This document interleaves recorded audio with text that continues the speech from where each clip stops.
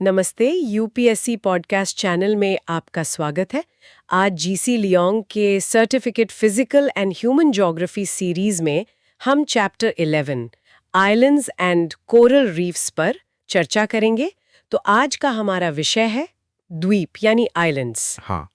जब हम आइलैंड के बारे में सोचते हैं तो दिमाग में सुंदर बीचेस, नीले पानी और नारियल के पेड़ों की एक तस्वीर सी बन जाती है ना। हाँ बिल्कुल, एक खूबसूरत सी तस्वीर। लेकिन आज हम उन तस्वीरों के पीछे की कहानी में उतरेंगे। सही कहा। हम एक तरह से द्वीपों की जासूसी करने वाले हैं। मतलब हर द्वीप के बनने के पीछे एक जियोलॉजिकल डिटेक्टिव स्टोरी छिपी है। एग्जैक्टली। और आज हम उन्हीं भूवैज्ञानिक और जैविक सुरागों को जोड़कर ये पता लगाएंगे कि कोई द्वीप महाद्वीप का, आप कह सकती हैं, बिछड़ा हुआ भाई है, या फिर समंदर के बीच जन्मा एक अकेला योद्धा। बिल्कुल सही कहा। ये सिर्फ पानी से घिरे जमीन के टुकड़े नहीं है। हर द्वीप का अपना एक जन्म, एक इतिहास और एक चरित्र होता है। और इसी कहानी को समझने के लिए हम इन्हें दो मुख्य, कह सकते हैं, परिवारों में बांट सकते हैं। पहला, कॉन्टिनेंटल आइलैंड्स, जो कभी महाद्वीपों के साथ जुड़े हुए थे। हाँ। और दूसरा, ओशियानिक आइलैंड्स, जो महाद्वीपों से हजारों किलोमीटर दूर अकेले समंदर की कोख से पैदा हुए। इनकी बनने की कहानी, इनका स्वभाव, सब कुछ एक दूसरे से बिल्कुल अलग है। ठीक है, तो चलिए पहले परिवार से मिलते हैं, कॉन्टिनेंटल आइलैंड्स। जैसा कि नाम से ही पता चल रहा है, ये कभी कॉन्टिनेंट्स या महाद्वीपों का हिस्सा थे। तो इन्हें महाद्वीप का बिछड़ा हुआ रिश्तेदार कह सकते हैं। एग्जैक्टली। आप इन्हें महाद्वीप का ही एक अलग हो चुका टुकड़ा मान सकते हैं। अच्छा, तो अब सवाल ये है कि ये अलग कैसे हुए? सही। इसके पीछे दो मुख्य भूवैज्ञानिक प्रक्रियाएं हो सकती हैं।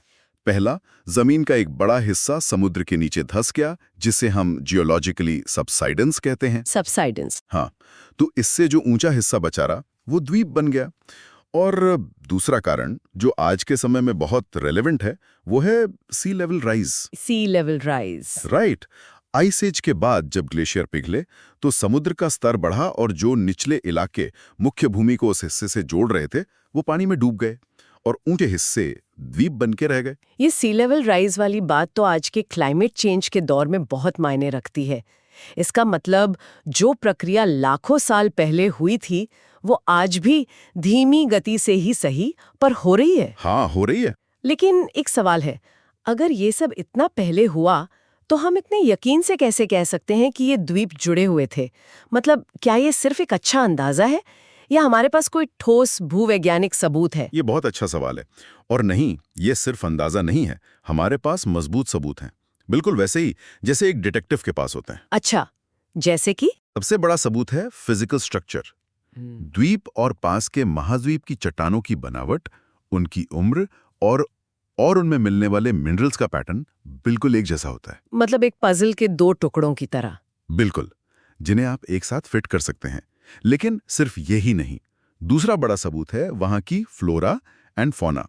पेड़ पौधे और जीव जंतु। हाँ, जब आपको किसी द्वीप पर ऐसे जमीनी जानवर मिलते हैं जो तैर नहीं सकते, जैसे कोई खास तरह का सरीसृप या स्तनपाई, और वही जानवर आपको पास के महाद्वीप पर भी मिलते हैं, तो ये एक बहुत मजबूत इशारा है कि कभी इन दोनों के बीच जमीनी रास्ता था। एग्जैक्टली। जैसे भारत और श्रीलंका को पाल्क स्ट्रेट अलग करता है, लेकिन दोनों तरफ की बायोडाइवर्सिटी, खासकर हाथियों और अन्य बड़े जानवरों में जो समानताएं हैं, वो इनके पुराने कनेक्शन की तरफ इशारा करती हैं। समझ गई। तो मतलब भूवैज्ञानिक बनावट और जैविक समानताएं, ये दोनों मिलकर एक पुख्ता कहानी बनाते हैं। तो क्या ये कॉन्टिनेंटल आइलैंड्स भी एक ही तरह के होते हैं या इनके भी अलग-अलग प्रकार हैं? हाँ, इनके भी तीन मुख्य ग्रुप्स हैं जो इनके बनने और दिखने के तरीके पर आधारित हैं। पहला है इंडिविजुअल आइलैंड्स। इंडिविजुअल आइलैंड्स मतलब अकेले द्वीप। सही। ये वो द्वीप हैं जो महाद्वीप के ठीक बाहर अकेले मौजूद हैं। इसके कुछ उदाहरण दीजिए ताकि हम इसे बेहतर तरीके से इमेजिन कर सकें। बिल्कुल। जैसे मेडागास्कर को देखिए, जो अफ्रीका से मोज़म्बिक चैनल के जरिए अलग है। हाँ, मेडागास्कर। वहाँ के जीव जंतु तो बहुत यूनिक है ना? बहुत यूनिक। जब वो अफ्रीका से अलग हुआ, तो वहाँ के जीव जंतु, जैसे कि लीमर, बाकी दुनिया से कट गए। उन्होंने लाखों सालों तक अकेले में इवॉल्व किया, जिससे वहाँ ऐसी प्रजातियां मिलती हैं जो दुनिया में और कहीं नहीं है। तो ये सिर्फ एक टूटा हुआ हिस्सा नहीं, बल्कि एवोल्यूशन की एक जीती जागती लैबोरेटरी बन गया। क्या बात है, बिल्कुल सही शब्द इस्तेमाल किया आपने, लैबोरेटरी। इसी तरह न्यूफाउंडलैंड कनाडा से अलग हुआ, श्रीलंका भारत से और टैस्मेनिया ऑस्ट्रेलिया से। ये सब कभी मेनलैंड का ही हिस्सा थे।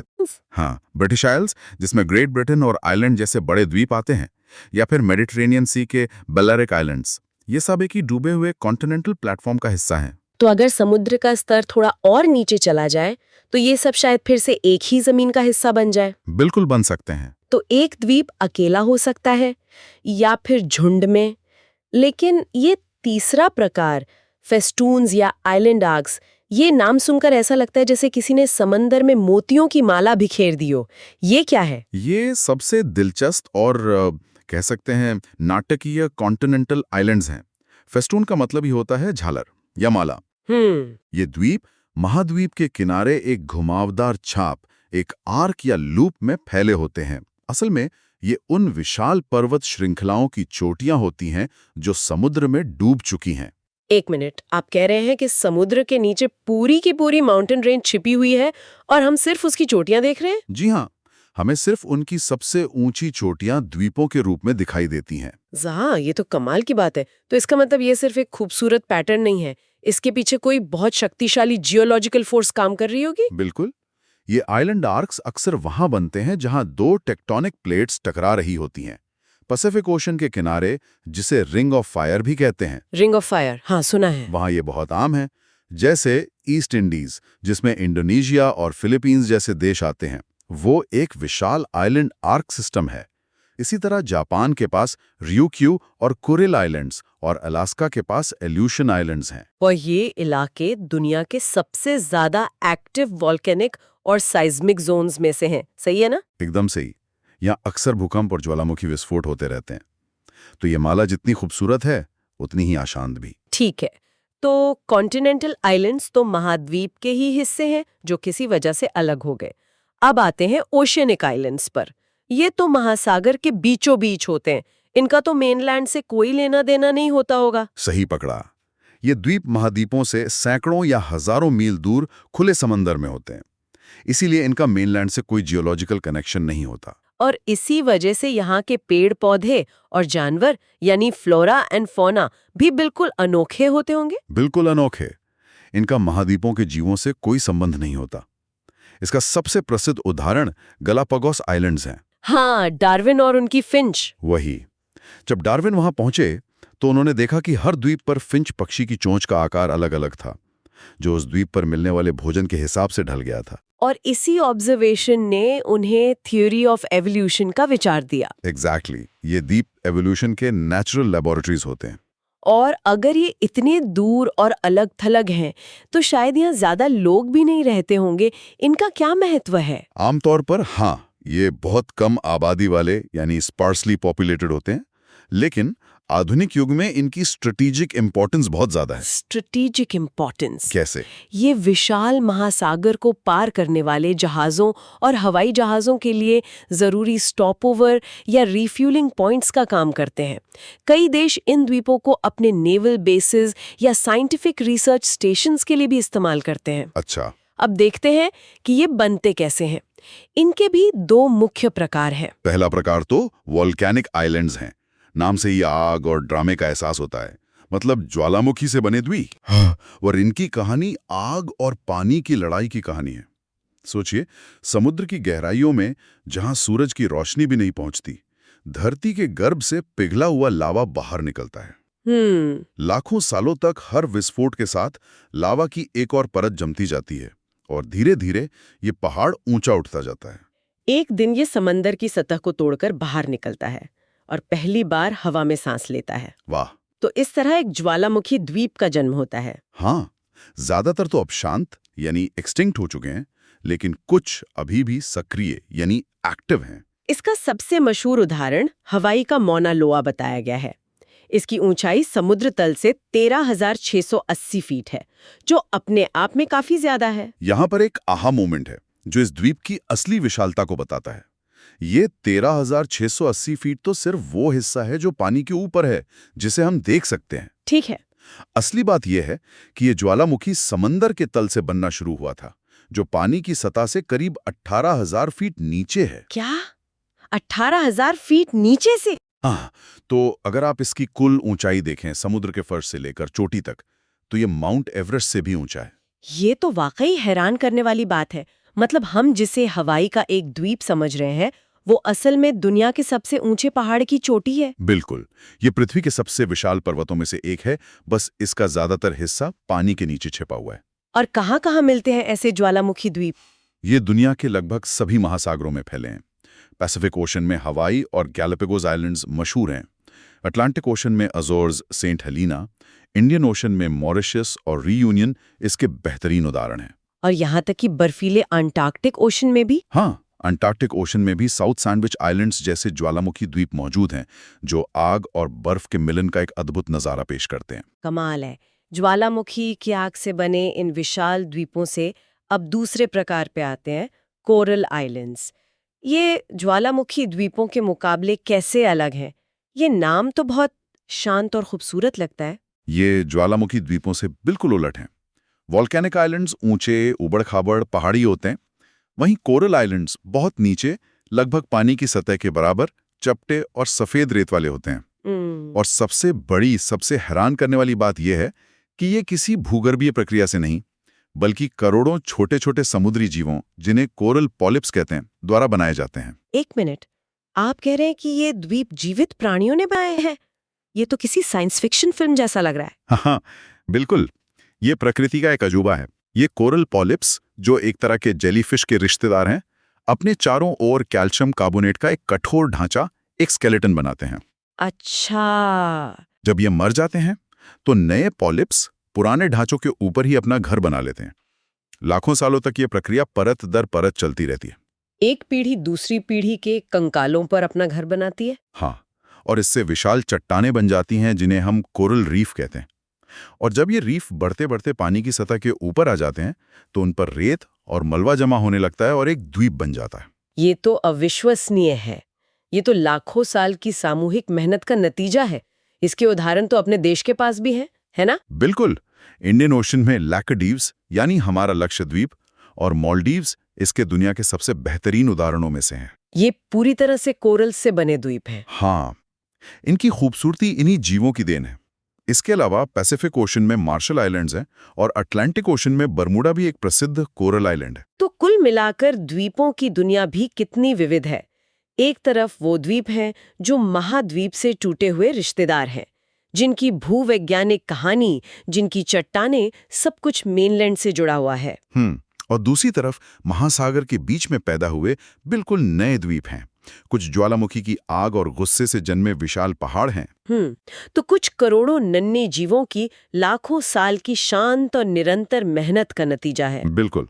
और ये सिर्फ जमीन के टुकड़े नहीं हैं, ये अपने आप में एक पूरी दुनिया है। हर द्वीप का जन्म ही ये तय कर देता है कि उसका भविष्य कैसा होगा, वहां जीवन किस रूप में पनपेगा। मतलब उनकी भूगर्भीय उत्पत्ति ही उनकी जैविक नियति लिखती है। एग्जैक्टली।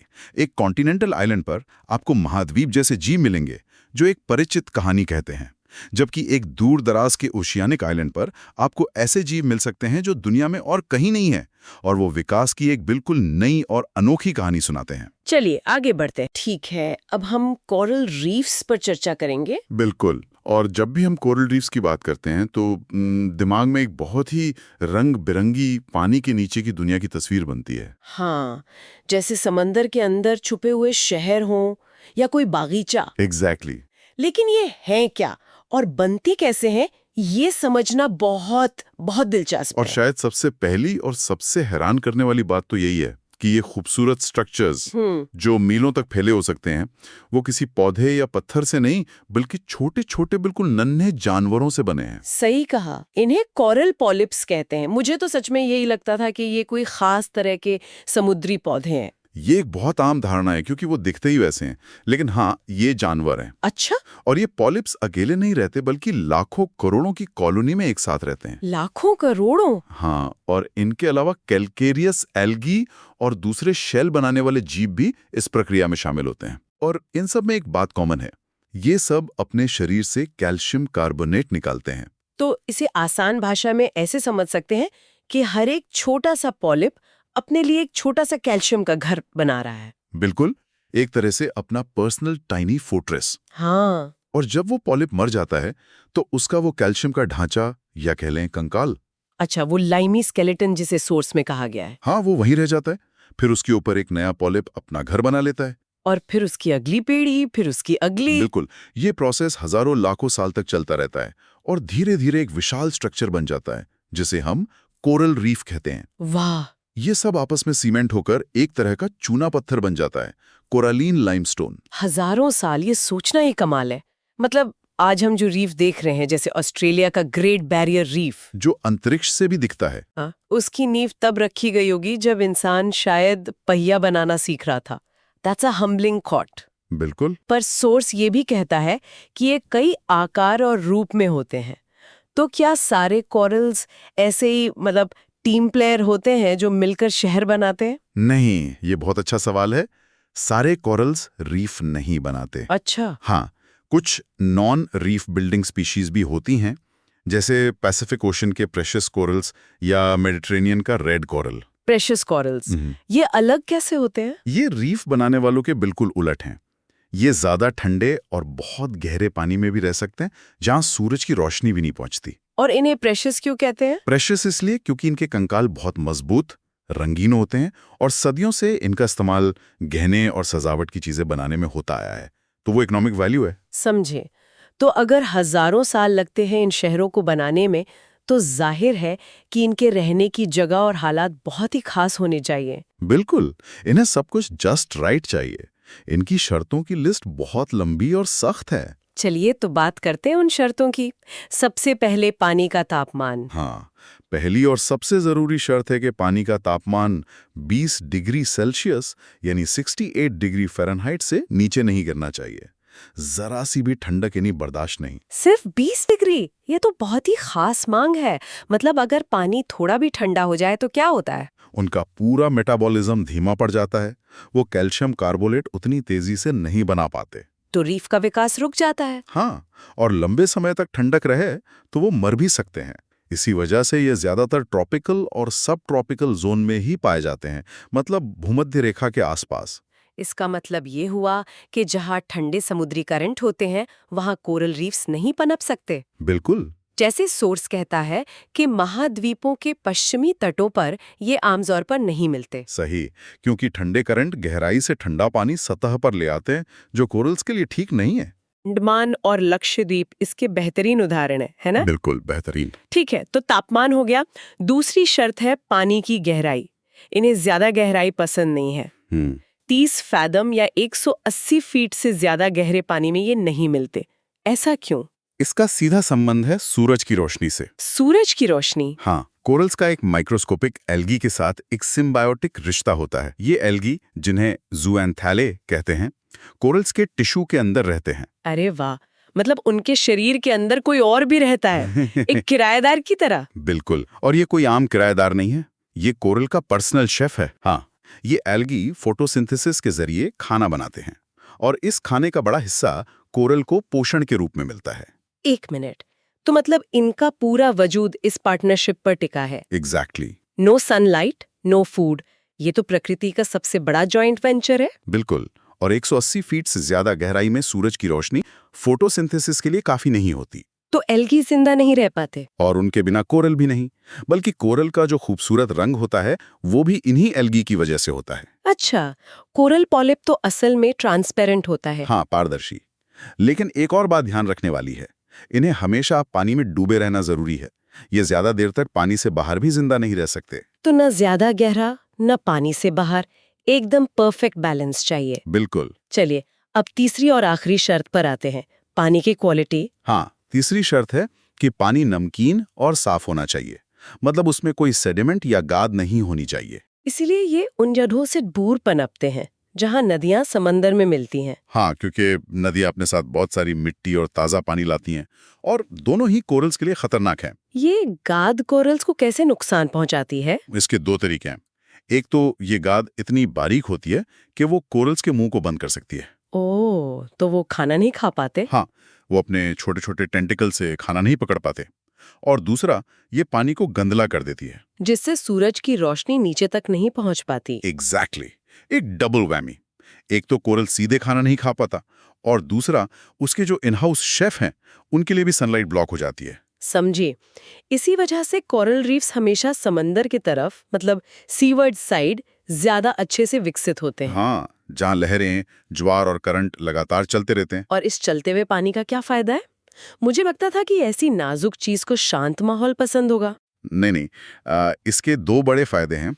एक तो ये अपने साथ लगातार साफ और ऑक्सीजन से भरपूर पानी लाता है। Oxygenated water. ओके, ताज़ी हवा की तरह। हाँ। और दूसरा, ये अपने साथ माइक्रोस्कोपिक जीव मतलब प्लैंकटन भी लाता है, जो कोरल्स का भोजन होते हैं। एक तरह से उनके लिए एक चलता फिरता बुफे है। बिल्कुल, a non stop food delivery service. तो संक्षेप में कहें तो कोरल रीफ्स को फलने फूलने के लिए 3 चीजें चाहिए। गर्म पानी, हाँ, उथला और साफ पानी जिसमें सूरज की रोशनी आ सके, सही। और लगातार बहता हुआ पानी जो ऑक्सीजन और खाना लाए। इन सभी शर्तों से ये साफ पता चलता है कि कोरल रीफ्स इकोसिस्टम कितने नाजुक और संवेदनशील होते हैं। बिल्कुल, तापमान में जरा सा बदलाव या पानी में बढ़ता प्रदूषण इन पर बहुत बुरा असर डाल सकता है। और इसका असर हम आज दुनिया भर में देख भी रहे हैं।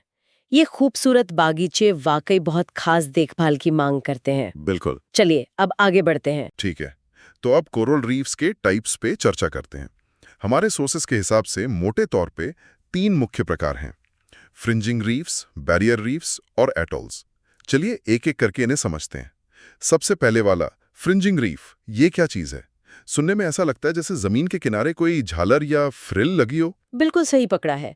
फ्रिंजिंग रीफ एक कोरलिन प्लेटफॉर्म होता है जो शोर के यानी जमीन के किनारे के बहुत करीब होता है और वहां से बाहर की तरफ मतलब समुद्र की तरफ फैलता है। जैसा आपने कहा, ये जमीन के साथ बिल्कुल सटा हुआ होता है। अच्छा, मतलब जमीन और रीफ के बीच में ज्यादा गैप नहीं होता। ज्यादातर मामलों में नहीं, लेकिन हाँ, सोर्स बताता है कि कभी-कभी ये एक उथले यानी शैलो लगून से अलग भी हो सकता है। पर आप सोचिए, जैसे घर और बाउंड्री वॉल के बीच में चलने की थोड़ी सी जगह होती है, वैसा ही कुछ, ज्यादा नहीं। यहाँ एक बहुत दिलचस्प बात लिखी है। ये वहां सबसे ज्यादा चौड़ा होता है जहां कोई हेडलैंड हो, मतलब जमीन का कोई नोकीला हिस्सा समुद्र में निकला हो। लेकिन जहां कोई नदी समुद्र में गिर रही हो, वहां ये बिल्कुल होता ही नहीं। ऐसा क्यों? ये थोड़ा अजीब है। इसका कारण बहुत लॉजिकल है। देखिए, रीफ का जो बाहरी किनारा होता है, जो खुले समुद्र की तरफ होता है, वहां लहरें लगातार टकराती रहती हैं और ये लहरें अपने साथ ताज़ा खाना यानी न्यूट्रिएंट्स लाती रहती हैं। अच्छा। इस वजह से वहां कोरल बहुत तेजी से ग्रो करते हैं। और नदी के मुहाने पर क्या होता है? वहां ताज़ा पानी और सिल्ट होता है, और ये दोनों ही चीजें कोरल के लिए अच्छी नहीं होती, इसलिए वहां ये बन ही नहीं पाते। Okay, let's unpack this. मतलब कोरल को खारा, साफ और पोषक तत्वों से भरा पानी चाहिए, जो लहरें तो लाती हैं पर नदियां नहीं। सोर्स में यह भी लिखा है कि इसका बाहरी किनारा समुद्र की तरफ ढलान वाला होता है, जो लगभग 100 फीट की गहराई तक जाता है। जी, सोर्स में जो डायग्राम है फिगर 88, वो इसे बहुत अच्छे से दिखाता है। एक तरफ जमीन और उससे बिल्कुल लगकर समुद्र में फैलता हुआ एक प्लेटफॉर्म, वो ढलान ही उसका सबसे एक्टिव हिस्सा होता है। ठीक है, तो फ्रिंजिंग रीफ तो जमीन का पड़ोसी हो गया। अब आते हैं बैरियर रीफ्स पर। जैसा नाम से लग रहा है, ये एक बैरियर या रुकावट की तरह काम करता होगा। एग्जैक्टली। बैरियर रीफ और फ्रिंजिंग रीफ में सबसे बड़ा फर्क यही है कि ये तट से यानी कोस्ट से काफी दूर होता है और इसके और तट के बीच में एक बहुत चौड़ा और गहरा चैनल या लगून होता है। वो घर और बाउंड्री वॉल वाली एनालॉजी यहाँ बिल्कुल काम नहीं आएगी। तो फिर इसे कैसे समझें? यहाँ सोचिए जैसे मुंबई का मरीन ड्राइव है। एक तरफ शहर और दूसरी तरफ बहुत दूर समुद्र में एक दीवार, बीच का पूरा पानी लगून है। Yes, where it gets really interesting. Source में दुनिया के सबसे मशहूर बैरियर रीफ का जिक्र है, the great barrier reef, Australia वाला। इसके आंकड़े तो चौंकाने वाले हैं। 1200 मील लंबा और जमीन से कहीं-कहीं 100 मील चौड़े चैनल से अलग है और 200 फीट से भी ज्यादा गहरा। ये तो बहुत ही बड़ा है।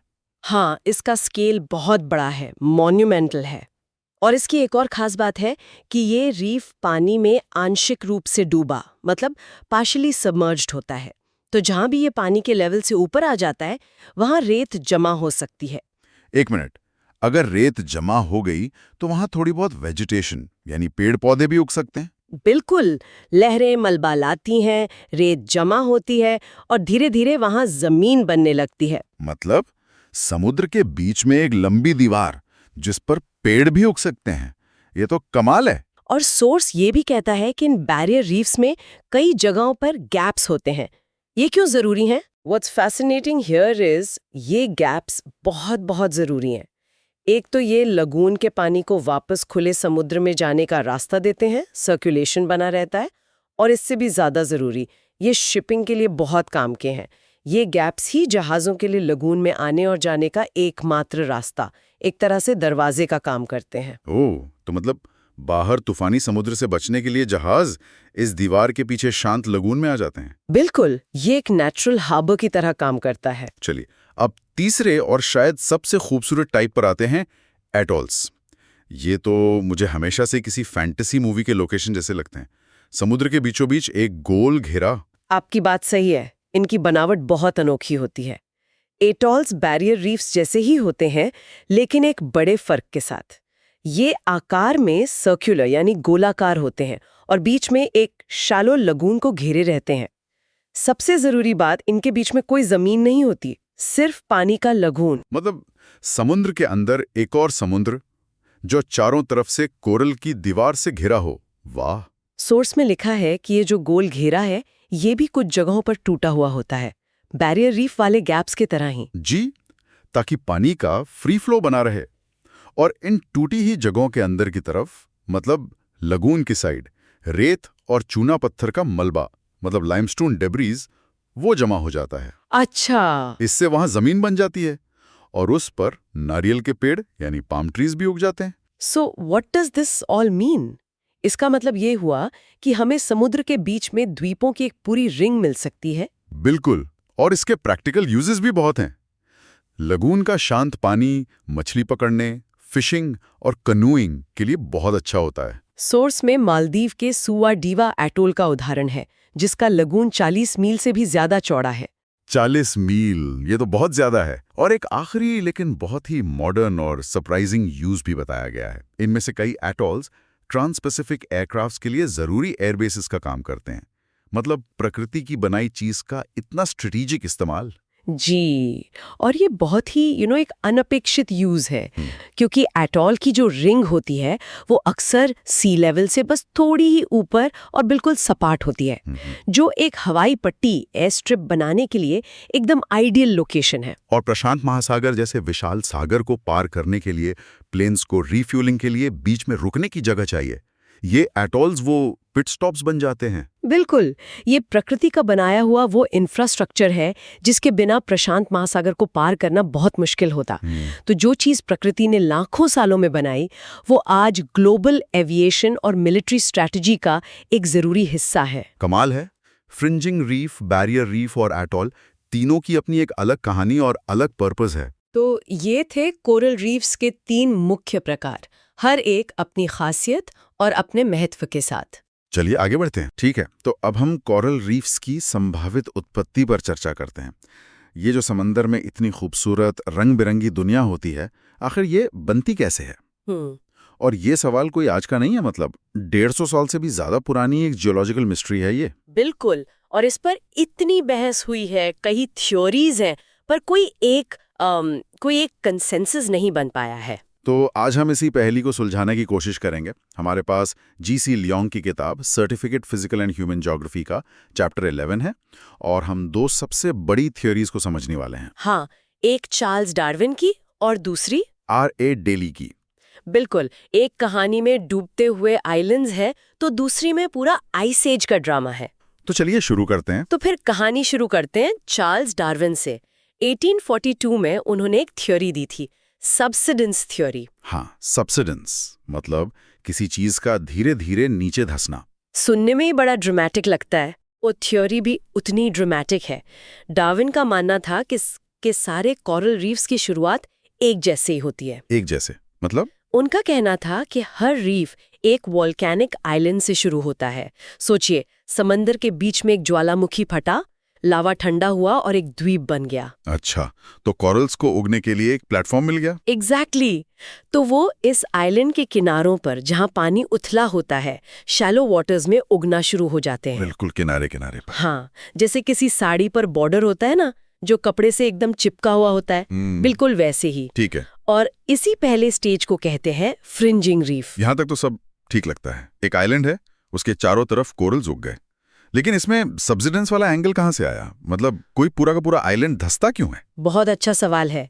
ये होता है डाउन वॉर्पिंग की वजह से। मतलब धरती की जो क्रस्ट है उसकी टेक्टोनिक प्लेट्स में हलचल होती है। अच्छा, तो ये प्लेट्स जब मुड़ती हैं तो उनके ऊपर का हिस्सा यानी हमारा आइलैंड हर साल कुछ मिलीमीटर धीरे धीरे नीचे धंसने लगता है। अरे, और यहीं से कहानी का दूसरा स्टेज बैरियर रीफ शुरू होता है। आइलैंड डूब रहा है, पर कोरल्स को तो जिंदा रहने के लिए सूरज की रोशनी चाहिए। तो वो डूबते हुए आइलैंड के साथ नीचे जाने के बजाय ऊपर की तरफ ग्रो करते रहते हैं। हाँ। अरे वाह, मतलब जैसे कोई बिल्डिंग धीरे धीरे जमीन में धंस रही हो और छत पर रहने वाले लोग ऊपर और मंजिलें बनाते जा रहे हैं ताकि वो सतह पर ही रहें। बिल्कुल सही एनालॉजी है। और इसमें एक और दिलचस्प बात होती है। वो क्या?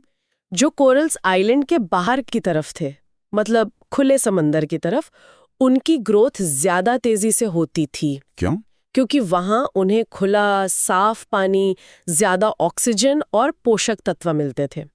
और जो कोरल्स अंदर आइलैंड की तरफ थे, उनकी ग्रोथ धीमी थी। अच्छा, तो इस वजह से समय के साथ आइलैंड और रीफ के बीच में एक गैप बन गया होगा। बिल्कुल, और उस गैप में पानी भर गया, जिससे एक चैनल बन गया, जिसे लगून कहते हैं। हाँ, और अब ये रीफ फ्रिंजिंग नहीं रहा, अब ये एक बैरियर रीफ बन गया है, एक दीवार की तरह जो आइलैंड को खुले समंदर से बचा रहा है। जैसे ऑस्ट्रेलिया का ग्रेट बैरियर रीफ। वो इसका सबसे बड़ा क्लासिक उदाहरण है। और फिर आता होगा तीसरा और आखिरी स्टेज, जब आइलैंड पूरी तरह। हाँ, जब ये सब्सिडेंस का प्रोसेस लाखों साल तक चलता रहता है और एक दिन वो बेचारा आइलैंड पूरी तरह से समंदर में समा जाता है। तो सतह पर क्या बचता है? सिर्फ कोरल्स का वो बाहरी गोलाकार छल्ला, एक अंगूठी की तरह। और बीच में लगून। बिल्कुल, इसी को एटोल कहते हैं। और जो आइलैंड डूबा, उसके ऊपर धीरे धीरे मलबा मतलब सेडिमेंट जमा हो जाता है, इसलिए लगून ज्यादातर उथले शैलो होते हैं। तो मतलब डार्विन के हिसाब से हर एटोल एक डूबे हुए आइलैंड की कब्र पर बना एक स्मारक है। कह सकते हैं। ये तो बहुत ही दिलचस्प है, पर क्या इसका कोई सबूत भी मिला है कि आइलैंड्स वाकई में डूबे हैं? हाँ, मिला है। आज के ओशनोग्राफर्स ने जब पैसिफिक महासागर में ड्रिलिंग की, मतलब समंदर के तल में बहुत गहरा खोदा, हाँ, तो उन्हें मीलों गहराई में बसाल्टिक रॉक्स मिले। बसाल्टिक रॉक्स, ये तो ज्वालामुखी से बनते हैं। हाँ, और ये सिर्फ सतह पर ही बन सकते हैं।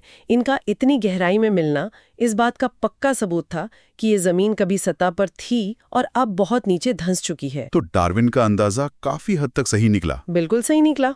ठीक है, ये तो हुई डार्विन के डूबते हुए आइलैंड की कहानी। लेकिन एक और थ्योरी का जिक्र है, आर ए डेली की ग्लेशियल कंट्रोल थ्योरी। इसका आइस एज से क्या कनेक्शन है? मतलब बर्फ और मूंगे का क्या लेना देना? ये तो बिल्कुल अलग बातें लगती हैं। ये कहानी का दूसरा पहलू है और उतना ही दिलचस्प। अमेरिकन जियोग्राफर डेली ने 1910 में ये थ्योरी दी। अच्छा। उनका ध्यान आइलैंड के डूबने पर नहीं, बल्कि समंदर के जल स्तर यानी सी लेवल के उठने पर था। पानी ऊपर आया, जमीन नीचे नहीं गई। एग्जैक्टली। उनकी कहानी शुरू होती है आइस एज से। उस दौर में पृथ्वी बहुत ठंडी थी, तो समंदर का पानी भी इतना ठंडा था कि कोरल्स के लिए ग्रो करना नामुमकिन था। अच्छा, तो उस वक्त कोई नए रीफ नहीं बन रहे थे? नहीं, और जो पुराने थे वो भी शायद मर गए होंगे। तो अब आइलैंड्स के चारों तरफ उन्हें बचाने वाली कोरल की दीवार तो थी नहीं। तो वो लहरों के सामने अनप्रोटेक्टेड थे। बिल्कुल। और यहीं से डेली की कहानी का दूसरा सीन शुरू होता है, मरीन इरोजन, लहरों से कटाव। हाँ, समंदर की लहरों ने बिना रोक टोक के इन आइलैंड्स पर हमला किया और उन्हें काट छाट कर इरोड करके उनकी ऊंचाई बहुत कम कर दी। अच्छा, मतलब जैसे बारिश किसी मिट्टी के टीले को धीरे धीरे बहाकर छोटा कर देती है, वैसे ही लहरों ने पूरे के पूरे आइलैंड को छोटा कर दिया। हाँ, वो घिसकर छोटे और चपटे हो गए, वेव कट प्लेटफॉर्म्स बन गए। ठीक है, फिर मौसम बदला, पृथ्वी गर्म होने लगी और आइस शीट्स पिघलने लगी। ये तीसरा सीन है, द ग्रेट मेल्ट। सारा पानी बहकर समंदर में पहुंच गया होगा। हाँ, जिससे दुनिया भर में सी लेवल तेजी से ऊपर उठने लगा। और अब आता है चौथा सीन, फॉर्मेशन ऑफ एटोल्स। वो जो घिसे पिटे कम ऊंचाई वाले आइलैंड्स थे, वो इस बढ़ते हुए सी लेवल में डूब गए। लेकिन अब पानी गर्म हो चुका था, जो कोरल्स के लिए परफेक्ट था। तो कोरल्स ने इन डूबे हुए प्लेटफॉर्म्स के ऊपर उगना शुरू कर दिया। बिल्कुल। और जैसे जैसे सी लेवल ऊपर उठता गया, वो भी जिंदा रहने के लिए ऊपर की ओर बढ़ते गए और इस तरह से एटोल्स बने। तो एक कहानी कह रही है जमीन नीचे गई और दूसरी कह रही है पानी ऊपर आया।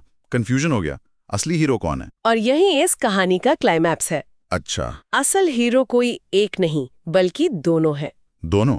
वो कैसे? मतलब दोनों चीजें एक साथ हुई? हाँ, आज की सबसे मान्य समझ यही है कि इन दोनों थ्योरीज का कॉम्बिनेशन ही सच के सबसे करीब है। जब वैज्ञानिकों ने सबूत इकट्ठा करने के लिए कोरल एटॉल्स में बहुत गहराई तक ड्रिलिंग की, बोरिंग की, तो उन्हें कुछ कमाल की चीजें मिली। जैसे? उन्हें डेली की थ्योरी के सबूत मिले, जैसे कि सी लेवल में बदलाव और लहरों से हुए इरोजन के निशान।